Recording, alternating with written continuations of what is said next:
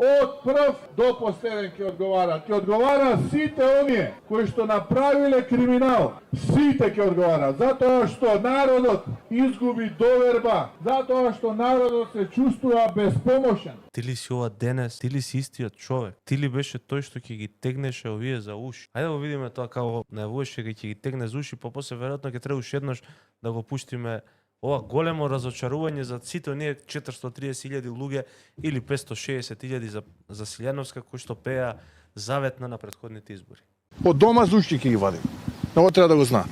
И тука повторно ќе кажам, да им одговорам на оние што прават полноќни пресконференции. Тука нема политика. Ќе одговарате сите кои што сте се дрзнале на овој начин да водите политика на грбот на граѓаните. Некако спласна нервозата. Тогаш беше нервозен афект. Мала криза и одмогам не знам. Кај од уши кој изваден? Ама не види законот. Ако сакаш и стварно викаш ќе ги вадиш од уши, има како. Имаш законска основа, не е проблем. Измама во служба, на пример. Еден куп закон имаш, ако сакаш некој да видиш обиле на власт да ги собираш. 353 е апсолутно непотребен. У суштина цел може да се избрише.